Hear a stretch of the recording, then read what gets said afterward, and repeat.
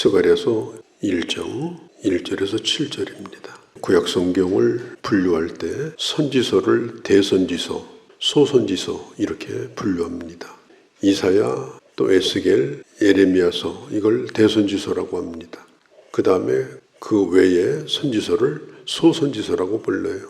이것은 어떤 선지자가 크고 어떤 선지자가 작기 때문이 아니고 단순히 책의 분량이 많은 것을 크다고 불렀고 분량이 작은 것을 작다 이렇게 불렀습니다. 스가랴서는 소선지서 가운데도 분량이 상당히 큰 편에 속합니다. 스가랴서의 특징이 뭐냐? 내용이 난해하다는 겁니다. 그 다음에 문장의 흐름이 전반부는 산문체로 되어 있습니다. 후반부로 넘어가면 시적인 시가서 비슷하게 시편이나 전도서와 같은 그런 비슷한 문체로 되어 있습니다. 그래서 스가랴서를 사람들이 개인적으로 읽고 은혜 받았다, 이해가 쉽다, 이렇게 하는 얘기는 거의 들어볼 수가 없을 정도로 약간 어려움을 주는 말씀이기도 한데 이 말씀을 우리가 붙들었으니까 이 말씀을 따라서 가다 보면 주님께서 우리에게 주시고자 하는 영적인 그 놀라운 하나님의 교훈, 하나님께서 주시는 우리 개인의 삶에 대한 환상 이런 것들을 반드시 주실 것이다. 저는 그렇게 확신하면서 오늘 스가랴서를 시작을 합니다. 이 스가랴 선지자는 그가 말씀을 받을 때가 언제냐? 다리오 왕 통치 2년 8월입니다. 지금 현대 달력으로 치면은 BC 522년 11월경입니다. 그런데 왜 다리오 왕 2년이나 이렇게 물으면 이때 당시는 유다의 왕이 없었습니다. 나라가 망했기 때문에 바벨론의 다리오 왕의 연호를 써가지고 그때가 언제인가 하는 것을 스가랴서는 기록을 하고 있는 것입니다. 1절에 보면 여호와의 말씀이 스가랴에게 임하니라. 오늘 이 말씀은 인간의 말이 아니라 하나님이 스가랴에게 임하셔서 하나님께서 주신 계시의 말씀이다 라고 하는 걸 분명히 밝히면서 이 책이 시작이 됩니다. 그런데 선지서 가운데서도 이 신약의 스가랴서가 소선지서임에도 불구하고 굉장히 많이 인용이 되었습니다. 무려 71번이 신약 성경에서 인용이 되었고 요한계시록에서만 28번이 스가랴서가 인용이 됐습니다. 그래서 성경학자들은 스가랴서를 구약의 계시록이다 이렇게 말하기도 합니다. 스가랴서에서는 예수 그리스도의 오심, 초림, 그 다음에 예수 그리스도의 재림, 그 다음에 교회란 무엇이냐, 교회론 이런 주제들이 많이 등장을 하고 있습니다. 1절에도 나와 있고 7절에도 스가랴에게 여호와의 말씀이 임하였다. 이때 같이 활동을 했던 선지자가 구약성경 끄트머리에 있는 말라기 또 학개 선지자도 마찬가지입니다. 스가랴가 같이 활동을 했던 동시대 선지자들입니다. 스가랴는 스룹바벨이 이스라엘 백성들을 바벨론에서부터 유다로 데리고 올 때 그때 한 5만 명이 다시 귀환을 하게 되는데 그때에 함께 학개 선지자와 왔던 사람이 바로 스가랴 선지자입니다. 자, 돌아와서 보니까 지난번에 포로에서 돌아왔던 때로부터 지금에 이르기까지 15년이 지났는데 이제 예루살렘을 둘러보니까 성벽은 허물어진 채로 그대로 있었습니다. 하나님의 성전은 공사를 시작한 것 같은데 공사가 진행되지 않고 그대로 있었습니다. 참 보기가 흉했습니다. 그런 상황 가운데 하나님께서 하신 말씀이 다시 재건하라. 그런데 재건하기 전에 먼저 해야 될 일이 있다. 그것이 뭐냐면은 너희가 내게로 돌아와야 된다. 하나님을 떠났기 때문에 이렇게 회복이 안 되고 있다. 하나님을 떠났기 때문에 지금 허물어진 채 그대로 두고 있는 것이 아니냐. 돌아와라. 3절에 보면 너희는 내게로 돌아와라. 그러면 내가 너희에게 돌아갈 것이다. 그렇게 말합니다. 왜 내가 너희에게 돌아갈 것이다. 이렇게 말씀하는가 하면 하나님과 우리 사이는 인격적 관계입니다. 인격적 관계라는 게 뭐죠? 일방적으로 내가 너에게 가겠다 이렇게 할 수도 없는 거고, 무조건 내게로 오라 이렇게 하지도 않습니다. 너희가 내게로 돌아오면 나도 너에게로 돌아갈 것이다. 그래서 관계가 회복되도록 그렇게 하자.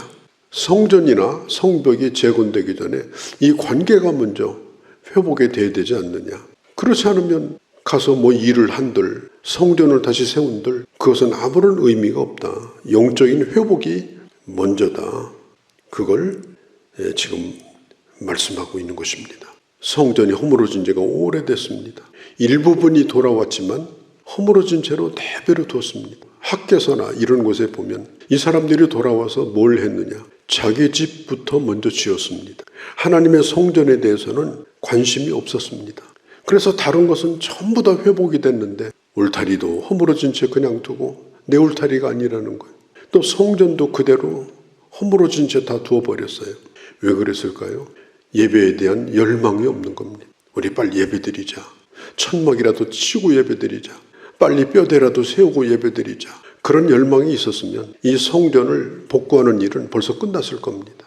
그러니까 예배의 필요성을 느끼지 않고 또 예배가 다 깨져버리고 그렇게 되다 보니까 성전 회복도 안 되는 겁니다. 그게 스가랴 이전에 조상들이 했던 일들이에요. 그래서 하나님께서 스가랴에게 하시는 말씀이 뭐냐? 4절에 너희 조상들이 걸어왔던 길을 걸어가지 말라. 그건 잘못된 길이다. 아무리 조상이라 할지라도 조상들이 잘못한 것을 아무런 생각 없이 따라가는 것은 그것은 옳은 것이 아니다. 과거의 실패를 오히려 고치고 그리고 바꿔야지. 그전에도 했으니까 우리한테 책임이 없다. 그건 다 조상 탓이다. 그러면서 그대로 둔다고 하면 그건 너희 조상과 다른 게 뭐가 있겠느냐. 오늘 성경에 보면 이렇게 말해요. 그들은 지금 5절에 조상이 어디 있느냐. 5절에 조상이 어디 있느냐. 사람은 이 세상에 영원히 사는 게 아니죠. 젊은 사람도 떠나고 나이 든 사람도 떠나고 다 떠나가게 돼 있어요. 그러면 전에 있던 사람들이 그렇게 살다 떠났는데 떠나면 다 끝나는 거 아니겠습니까? 후회 한들 소용없는 겁니다. 그런데 너희는 지금 살아있지 않느냐. 지금 그 얘기를 하는 거예요. 조상들은 떠났지만 지금 너희는 지금 살아있다. 이것이 바로 기회다. 너희 앞선 사람들이 한 그 잘못을 그대로 따라가지 말고 그들이 불순종하다가 하나님의 징계를 받은 것을 반복하지 말고 지금이라도 순종하여서 옳은 길로 가자. 복된 길로 가자. 지금 그렇게 말을 하고 있습니다. 또 한 가지 보면은 선지자들이 영원히 살겠느냐. 이게 무슨 뜻이겠어요? 아직은 하나님의 말씀이 들려온다는 뜻입니다.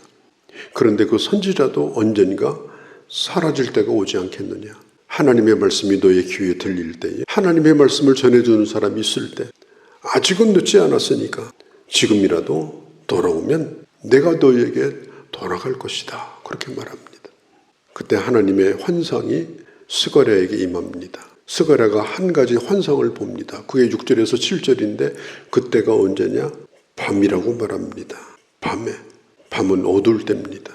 절망스러울 때입니다. 밤은 모든 것이 다 끝나고 아무것도 할 수 없을 때입니다. 그러나 아무리 밤이라 할지라도 불을 끄지 않으면 밤이 아닙니다.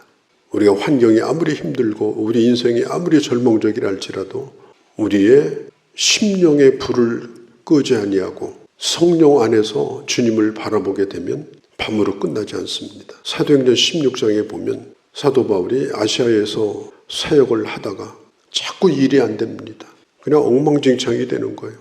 어디 가려고 하면 오늘처럼 비가 오고 마차가 빠지고 그 바울이 고민을 하는 거예요. 도대체 왜 이런가. 그래서 그날 밤에 하나님 앞에 기도합니다. 하나님 어떻게 하면 좋겠습니까?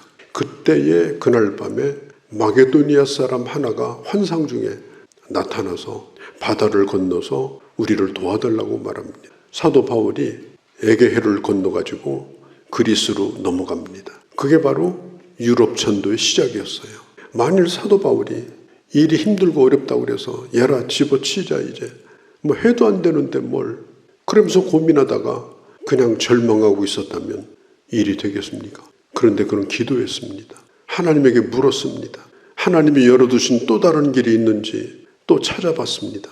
그렇게 할 때에 그 밤에 그는 환상을 보게 되고, 그리고 아시아를 넘어서 이제는 유럽 전도가 시작되는 위대한 발걸음이 그 밤에 시작이 된 것입니다.